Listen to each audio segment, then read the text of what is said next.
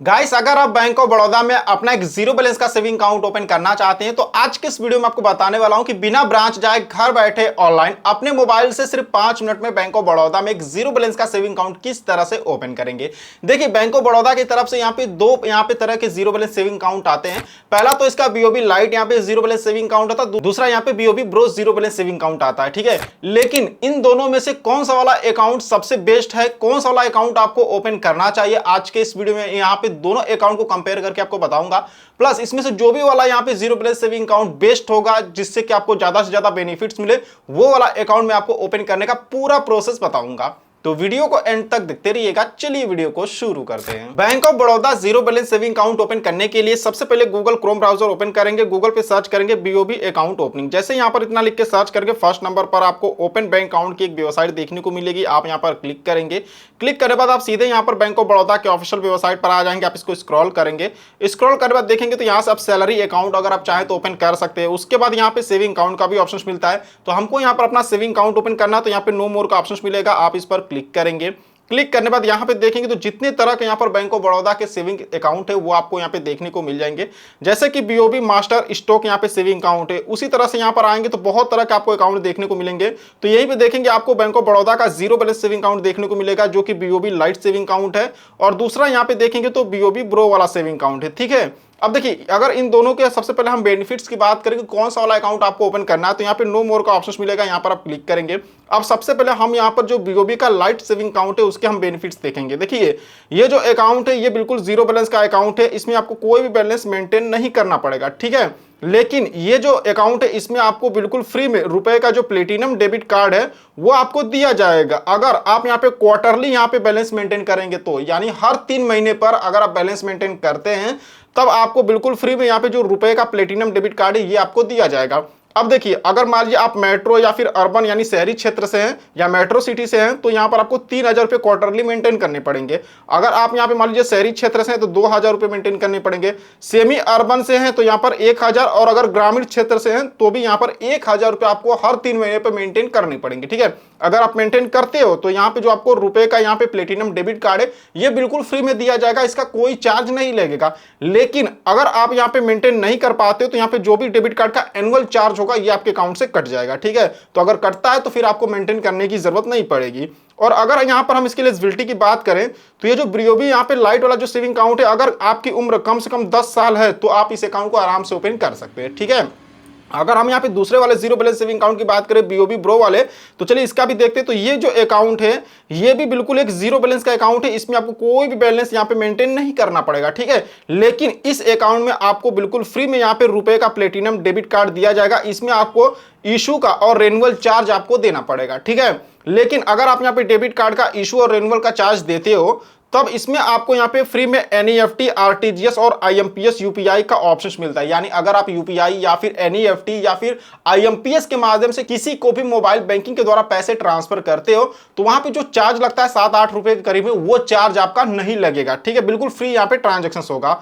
उसके बाद अगर हम यहाँ पे देखें तो इसमें आपको बिल्कुल फ्री में चेकबुक भी मिलेगा, और उसके बाद यहाँ पर देखेंगे तो एक फ्री आपको डीडी बैंकर चेक पर एनुअल ये भी आपको मिलेगा। फ्री में आपको जो इसका एसएमएस अलर्ट का सर्विस है वो भी आपको मिलेगा, यानी एसएमएस अलर्ट का भी आपसे चार्ज नहीं लिया जाएगा। और यहाँ पे देखेंगे तो और भी इसका डिटेल्स यहाँ पे फीचर्स देख सकते हैं। ठीक है, लेकिन यहाँ पर एक चीज ये है कि इस अकाउंट को खास करके ये जो अकाउंट है ये स्टूडेंट के लिए बनाया गया। तो इस अकाउंट को कौन से लोग ओपन कर सकते हैं? अगर आपकी उम्र कम से कम 16 साल और ज्यादा ज्यादा 25 साल है तभी आप इस अकाउंट को ओपन कर सकते हैं। अगर आपकी उम्र 26 साल हो चुकी है तब तो भाई आप इस अकाउंट को बिल्कुल ओपन नहीं कर सकते। आप आंख बंद करके बीओबी लाइट वाला अकाउंट अपना ओपन कर सकते हैं। ठीक है, लेकिन यहाँ पे अगर मान लीजिए आपका यहाँ पे 16 से 25 ईयर्स के बीच में ही यहाँ पर आपका उम्र है तो आप इस वाले अकाउंट को ओपन कर सकते हैं। तो आप जो भी अकाउंट ओपन करना चाहते हैं आप उसके सामने यहाँ पर अप्लाई ऑनलाइन वाला ऑप्शन मिलेगा, यहाँ पर क्लिक करके ओपन कर सकते हैं। तो हम यहाँ पे जो बीओबी का ब्रो वाला सेविंग अकाउंट है हम इसी को ओपन करेंगे, क्योंकि यहाँ पे मैं जिनका अकाउंट ओपन कर रहा हूँ उनकी उम्र 20 साल है। ठीक है, तो मैं उनका आराम से अकाउंट ओपन कर सकता हूँ। प्लस इसमें मुझे फ्री में यहाँ पर आईएमपीएस, आरटीजीएस की भी यहाँ पे सर्विस मिल रही है, फ्री में चेकबुक भी मिल रहा है। तो मैं इसी को ओपन करूंगा। आप अपने हिसाब से देख लीजिएगा कि आपको कौन सा वाला अकाउंट ओपन करना है। अगर मान लीजिए आप क्वार्टरली यहाँ पर 1000, अगर मान लीजिए ग्रामीण क्षेत्र यानी गांव इलाके से हैं, अगर क्वार्टरली हर 3 महीने पे 1000 रुपए मेंटेन कर पाते हैं तो आपको बिल्कुल फ्री में यहाँ पे बीओबी लाइट का जो डेबिट कार्ड है वो आपको दे दिया जाता है। ठीक है, तो आप आंख बंद करके उस वाले अकाउंट को ओपन कर सकते हैं। लेकिन मान लीजिए आप मेंटेन नहीं कर पाते हैं या फिर आपकी उम्र अभी मतलब 25 साल से कम है तो आप इस वाले अकाउंट को ओपन कर सकते हैं। चलिए हम इसी को ओपन करेंगे। यहाँ पर अप्लाई ऑनलाइन का ऑप्शन मिलेगा, यहाँ पर हम क्लिक करेंगे। क्लिक करने के बाद यहाँ पे पूछ रहा है कि आपका यहाँ पे सिंगल नाम अकाउंट खोलना है, ज्वाइंट अकाउंट खोलना है, कौन सा खोलना है। तो भाई हमको सिंगल नाम अकाउंट खोलना है, इसी को सेलेक्ट करने देंगे। नीचे यहाँ पर कंटिन्यू के ऑप्शन पे क्लिक करेंगे। कंटिन्यू के ऑप्शन पे क्लिक करने के बाद डॉक्यूमेंट्स के लिए बता रहा है, चलिए यहाँ पर हम यस के ऑप्शन पे क्लिक करेंगे।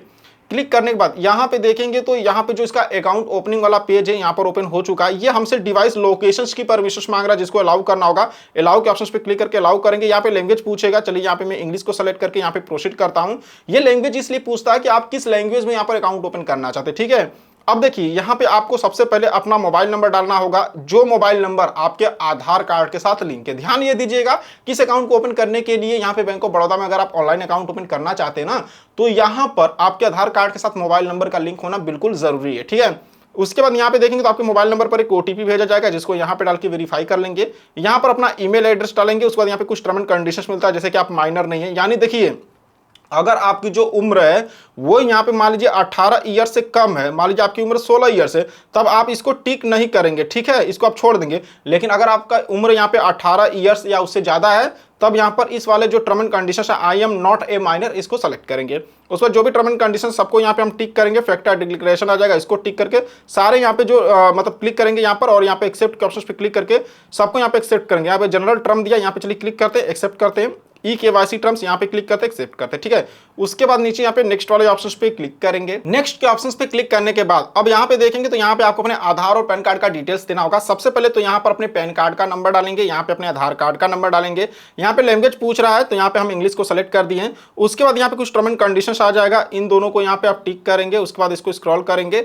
स्क्रॉल करने के बाद यहाँ पे नीचे देखेंगे तो यहाँ पर एक नेक्स्ट का ऑप्शन आपको मिलेगा। आप सिंपली यहाँ पे नेक्स्ट वाले ऑप्शन पे क्लिक करेंगे। नेक्स्ट के ऑप्शन पे क्लिक करने के बाद यहाँ पे जो भी आपका डिटेल्स है आपके आधार कार्ड से ले लिया, जैसे आपका नाम, एड्रेस, आपका डेट ऑफ बर्थ, जेंडर, सब कुछ ही आपके आधार कार्ड से ले लिया। बस आप इसको यहाँ पे स्क्रॉल करके नीचे आएंगे। यहाँ पे देखेंगे पूछ रहा है कि जो आपका कम्युनिकेशन एड्रेस वो सेम आपके आधार वाला एड्रेस है, मतलब जो आपके आधार कार्ड पे एड्रेस है क्या वही आपका कम्युनिकेशन एड्रेस है, मतलब आप उसी एड्रेस पे रहते हैं। देखिए जो कम्युनिकेशन एड्रेस होता है ना, इसी एड्रेस पर जो इसका वेलकम किट होता है जिसमें किसका पासबुक, चेकबुक, डेबिट कार्ड होता है वो भेजा जाता है। ठीक है, तो मतलब यही पूछ रहा है। तो आप जहां पे रहते हैं, अगर मान लीजिए आपके आधार वाले एड्रेस पे आप नहीं रहते हैं, कहीं दूसरे जगह रहते हैं, तो यहाँ पे आप नो वाले ऑप्शंस को सेलेक्ट करेंगे और जहां पे रहते हैं ना वहां का एड्रेस आपको डालना पड़ेगा। ठीक है, बाकी हम उसी एड्रेस पे रहते हैं, हमने यहाँ पे यस कर दिया है। अब यहाँ पे आपको नियरेस्ट है, यहाँ पे ब्रांच सेलेक्ट करना होगा, तो आपके एड्रेस के हिसाब से आपका नियरेस्ट ब्रांच बताएगा।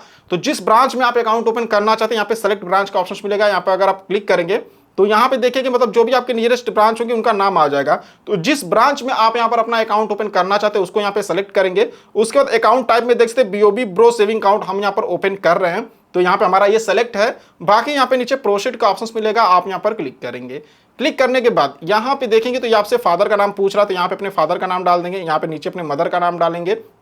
उसके बाद यहाँ पे स्क्रॉल करेंगे तो ये आपसे रिलीजन पूछेगा, यानी आप यहाँ पे हिंदू है, मुस्लिम है, सिख है, ईसाई है, जो भी आपका धर्म होगा वो आप यहाँ पे सेलेक्ट करेंगे। नंबर ऑफ डिपेंड्स पूछ रहा है, यानी मान लीजिए अपने फैमिली में सिर्फ आप ही कमाने वाले हैं तो आपके ऊपर कितने यहाँ पे डिपेंड लोग हैं फैमिली में, जैसे 5 लोग 6 लोग, तो वो आप यहाँ पे सेलेक्ट कर लेंगे। ठीक है, डिसेबिलिटी के लिए पूछ रहा है कि आप में मतलब कोई तरह का यहाँ पे विकलांग है, अगर हैं तो यहाँ पे यस करेंगे, अगर नहीं है तो यहाँ पे नो करेंगे। उसके बाद पैलेस ऑफ बर्थ पूछ रहा है, यानी आपका जन्म कहाँ पे हुआ है, तो जो भी आपका जन्म का स्थान होगा जहाँ पे जन्म हुआ होगा, जो भी जिले या आप कुछ भी नाम यहाँ पे डाल दीजिएगा।